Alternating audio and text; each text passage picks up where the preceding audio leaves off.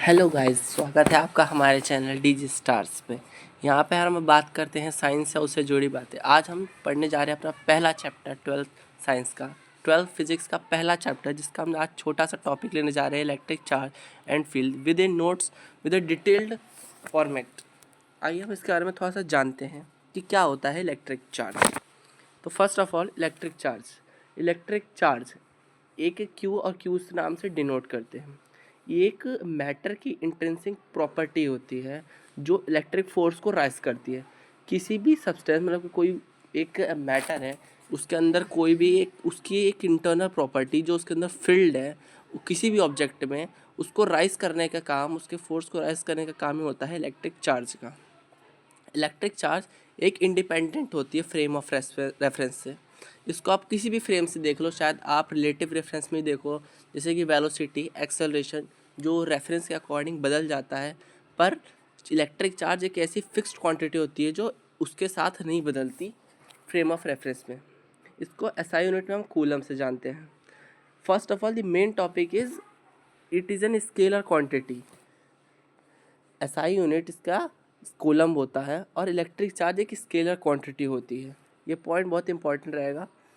तो इसका अगर हम टाइप्स की बात करें इलेक्ट्रिक चार्ज की, तो इलेक्ट्रिक चार्ज के दो टाइप्स में होते हैं, या पॉजिटिव या नेगेटिव, या वो कैटायन जैसा परफॉर्म करेगा पॉजिटिवली चार्ज आयंस की तरह, या नेगेटिवली चार्ज बॉडी की तरह काम करेगा। वेयर केमिस्ट्री में इसको हम कैटायन एनायन कहते हैं, पर इन फिजिक्स हम इसको कह सकते हैं पॉजिटिव चार्ज और नेगेटिव चार्ज। यार, charge is always associated with mass, means ये आपको लाइन बता रही है कि जो चार्ज है हमेशा मास के साथ ही ट्रांसफ़र होगा। मतलब अगर बॉडी में कुछ ना कुछ तो चार्ज रखती है बॉडी।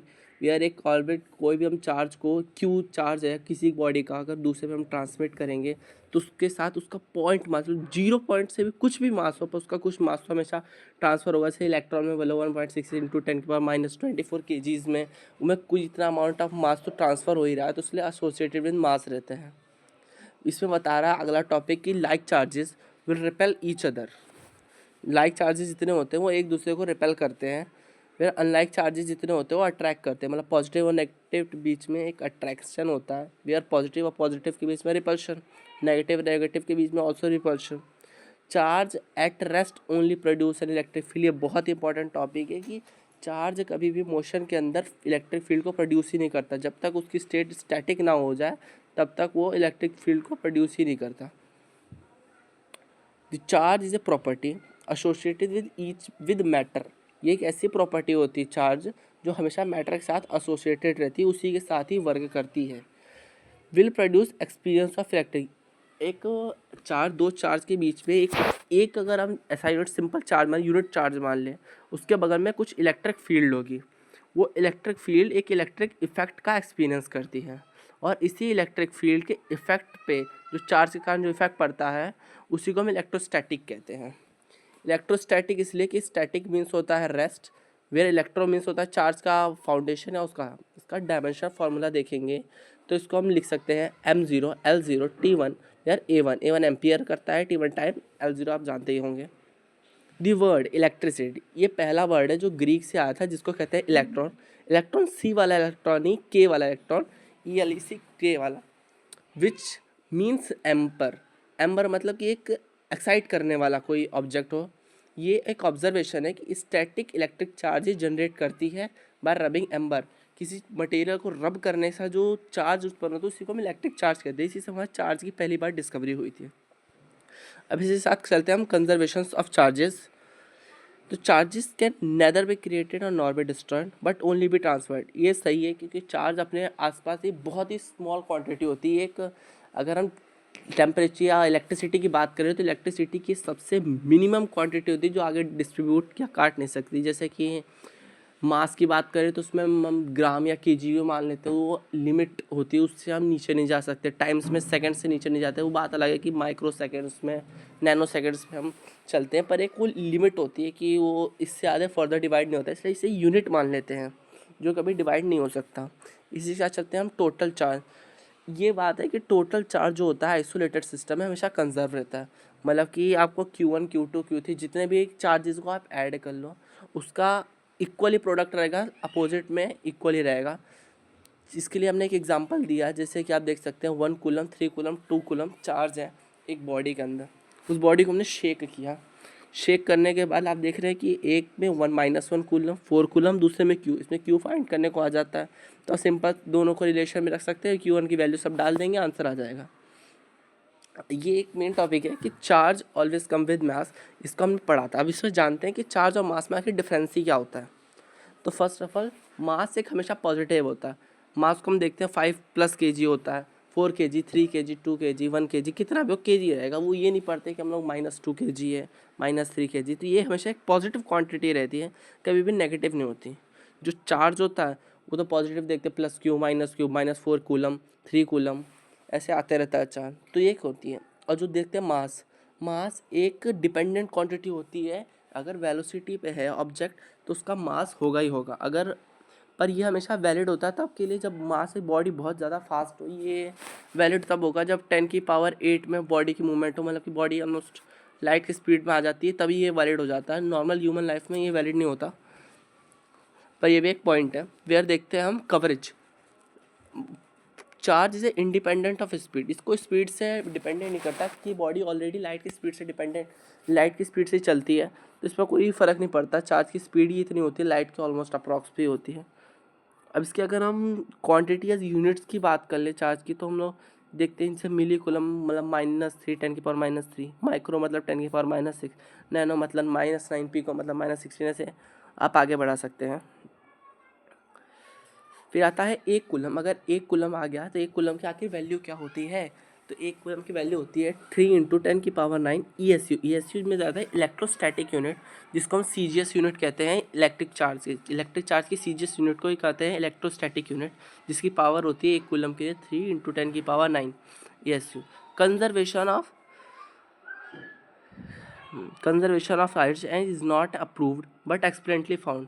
ये दिखाता है कि चार्ज जो कभी भी कंजर्वेशन जो होती है चार्ज की, हमने पढ़ा था जैसे Q1, Q2, Q3 हमेशा इक्वल रहेगा, ये हमेशा कांस्टेंट रहेगा। पर ये कभी प्रूव नहीं हुआ आज तक किसी भी एक्सपेरिमेंट में। ये वो थ्योरम से हमने प्रूव नहीं कर पाया, पर एक्सपेरिमेंटली फाउंड है कि अगर हम ऐसा रिएक्शन कराते हैं तो हमेशा चार्ज एक तरफ से वैलिड रहता है। हमारा अगला टॉपिक है क्वांटाइजेशन ऑफ चार्ज।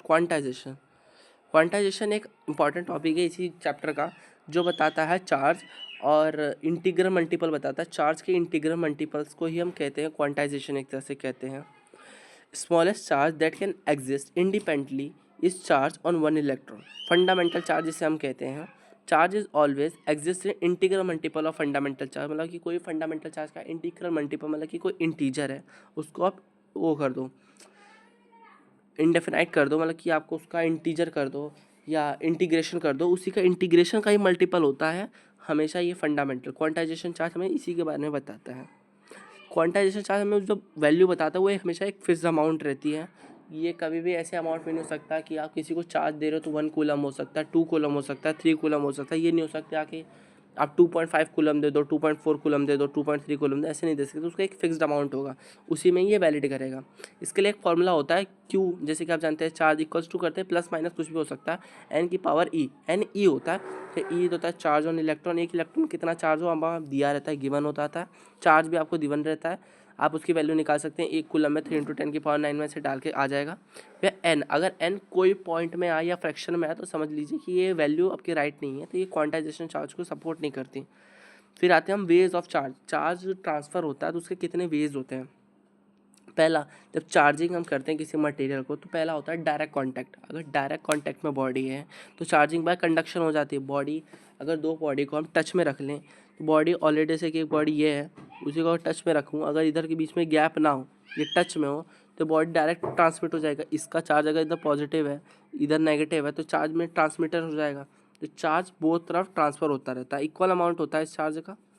फिर अगर हम देखें दूसरे साइड में चार्जिंग बाय इंडक्शन। इंडक्शन एक ऐसी प्रॉपर्टी होती है ना, दो कंडक्टर, मतलब कि एक कंडक्टर और एक इंसुलेटर का यूज़ होता है इसमें। मतलब एक बॉडी इधर है, दूसरी ये रही, उसी से सटी हुई तीसरी ये रही। ये बॉडी में अगर कुछ चार्ज है, मतलब पॉजिटिव मान लेते हैं, और दूसरी बॉडी में मान लेते हैं यहाँ पे नेगेटिव है, यहाँ नेगेटिव है, नेगेटिव है, यहाँ कोने में कुछ पॉजिटिव है। जब हम इसका चार्ज करते हैं तो पॉजिटिव और नेगेटिव को रिपल्शन करता है। तो यहाँ जितने नेगेटिव आइटम है वो नेगेटिव आइटम इधर स्लाइडली इधर आ जाते हैं, क्योंकि अट्रैक्शन इनके बीच में होता है, पॉजिटिव के बीच में रिपल्शन, तो पॉजिटिव हमेशा बॉर्डर के बीच में चले जाते हैं। जब ये बॉर्डर के बीच में जाते हैं तो ये एटम खाली है, न्यूट्रल एटम है, तो पॉजिटिव इसके अंदर से इधर आ जाते हैं, तो इसके कारण इसका ट्रांसमिशन जो होता है तो इसमें भर देते हैं। दूसरा तरीका होता है, इसका दूसरा तरीका भी होता है, वे हम इसको करने के लिए हम कर सकते हैं कि आप कोई भी दो सब्सटेंस ऐसे ऐसे सब्सटेंस है, अगर उसको दूसरे सब्सटेंस से ना जोड़ते हुए अगर हम डायरेक्ट अर्थिंग दे दें, जैसे कि आप जानते हैं अर्थ एक सोर्स होता है, इक्वल सोर्स, जितना सोर्स होता है इसमें इलेक्ट्रॉन का एक पावर बैंक कह सकते हो। अर्थ एक ओशन होता है, सागर सा होता है इलेक्ट्रॉन का, जिसमें हम कुछ भी कर सकते हैं। और हमारा थर्ड वे होता है चार्जिंग बाय फ्रिक्शन। जब हम इसको चार्ज करते हैं तो उसको एक फ्रिक्शन की यूज से चार्ज कर सकते हैं। फ्रिक्शन हमें बताता है इंसुलेटर। जब हम बॉडी को इंसुलेटिंग कर लेते हैं, पूरी तरह से रब वो इंसुलेट कर देते हैं, मतलब बॉडी में कहीं ट्रांसमिशन बाहर की तरफ ना गिरे, इसलिए इंसुलेट कर देते हैं उसको। फिर उसको जब रबनेस होती है तो रबनेस के कारण उस मटेरियल के बीच में कुछ थर्मल एनर्जी जनरेट होती है, जैसे कि आपने हीट में पढ़ा था एच के रिएक्शन में देखा था, इलेक्ट्रिक में आई के साथ उसका जो रिलेशन होता है, यह एच आई का रिलेशन में बताता है उसका थर्मल एनर्जी का इंक्रीमेंट।